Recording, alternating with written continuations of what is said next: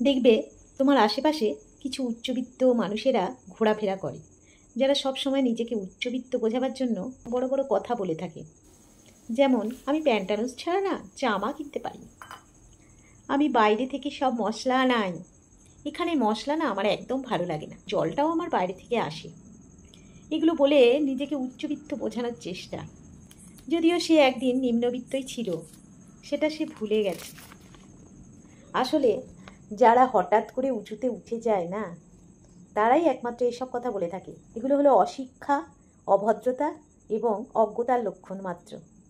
এগুলো দেখলে বা শুনলে আমার হাসি পায়, কারণ দু চারটে বই পড়ে বা টেলিভিশনে নিউজ দেখে শিক্ষা অর্জন করা যায় না। শিক্ষা হলো মূলত ভেতরকার জ্ঞান, যেটা শুধুমাত্র ভেতর থেকেই আসে। এগুলো শিখে হয় না, মনুষ্যত্ব থেকে আসে। এগুলো জ্ঞানের ভাণ্ডার।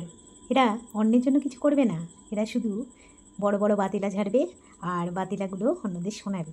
এটাই হলো এদের মূলত কাজ। চাপাটা খুলে দিলাম, দেখো হয়ে গেছে। ও ইয়াম্মি। এবার সামান্য একটু কাঁচা তেল দিয়ে দেবো, ব্যাস হয়ে গেল, রান্না কমপ্লিট।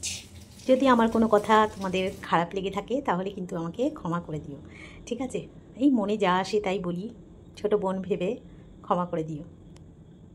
এটা তোমাদের কেমন লাগলো অবশ্যই জানিও, আর শেয়ার করে দিও, আর অনেক অনেক কমেন্ট করো। ভালো থেকো, দেখা হবে নেক্সট ভিডিওতে। টাটা।